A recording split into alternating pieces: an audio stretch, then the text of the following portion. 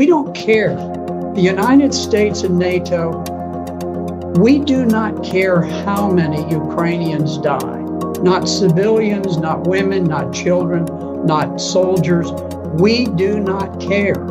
We are, it's become a great football game. We've got our team, they've got our team, rah, rah. We want to get the biggest score and run it up. And, we don't care how many of our players get crippled on the playing field, as long as we win. Now, we are shipping fantastic quantities of weapons, and it's caused the stock of Raytheon, which creates missiles, and Northrop Grumman, which creates aircraft and so forth, and missiles. All of these defense industries have become tremendously bloated with tax dollars. I don't think it's ultimately going to change the outcome.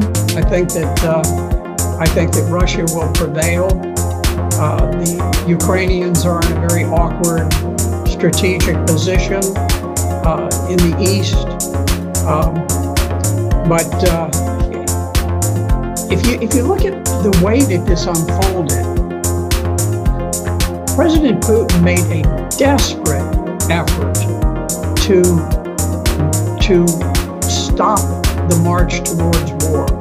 Back in December of 2021, he went so far as to put specific written proposals on the table with NATO, peace proposals, to defuse what was coming about.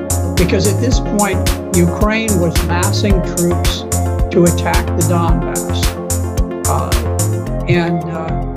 So he was trying to head this off. He didn't want war.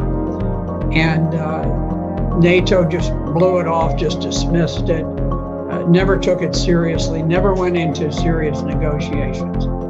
At that point, Putin, seeing that armed Ukrainians with weapons to kill Russian troops were literally on their borders, decided he had to strike first.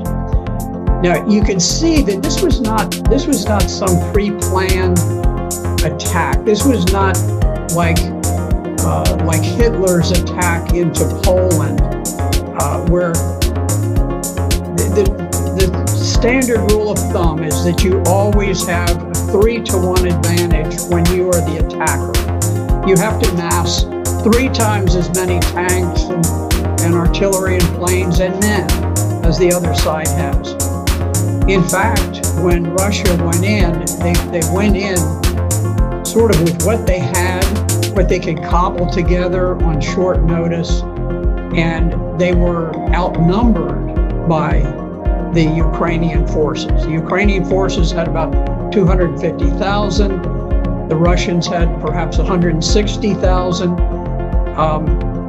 So instead of having 3 times as many, they actually had fewer troops than the Ukrainians, but they were forced to attack to try to preempt the battle that was looming, where the Ukrainians had massed these forces against the Donbass. Now, the Donbass is adjacent to Russia. It is a portion of Ukraine that did not join with the revolutionary government that conducted the coup in 2014 and overthrew the government of Ukraine. They refused to become a part of the new revolutionary government of Ukraine. And so they declared their independence. And Ukraine had massed this enormous army to attack against the Donbass. And so Russia was forced to go in to preempt that planned attack by Ukraine. And you could see that Russia very much hoped that they could conduct this special operation without unduly causing casualties for the Ukrainians, because they they think of the Ukrainians, or at least they did think of the Ukrainians as brother Slavs, that they wanted to have good relations.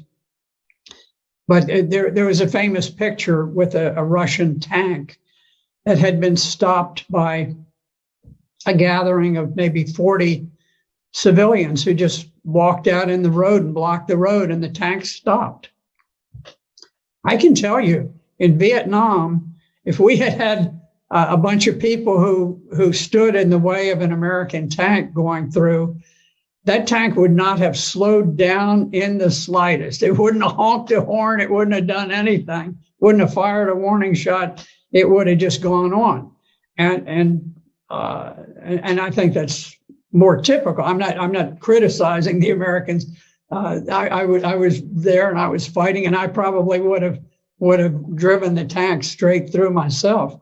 But what I'm saying is that the rules of engagement for the Russians were very, very cautious. They didn't want to create a great deal of hatred and animosity. The Russians did not go in. They did not bomb the electrical system, the media systems, the water systems, all of these, the bridges and so forth. They tried to retain the infrastructure of Ukraine in good shape because they wanted it to get back. They just wanted this to be over with and get back to normal. It didn't work. The Ukrainians, the resistance was unexpectedly hard. The Ukrainian soldiers fought with great valor, great heroism, and so now the game has been upped and it's become much more serious. But it is amazing to look and to see that Russia dominates the air. They haven't knocked out the train systems. They haven't knocked out power plants. They haven't knocked out so many things. They've never bombed the buildings in the center of Kyiv, the capital of Ukraine. They haven't bombed the buildings where the parliament meets. They've been incredibly reserved about these things, hoping against hope that peace could be achieved. But I don't think Ukraine has anything to do with the decision about peace or war. I think the decision about peace or war is made in Washington, D.C. As long as we want the war to continue, we will fight that war using Ukrainians as proxies, and we will fight it to the last Ukrainian death.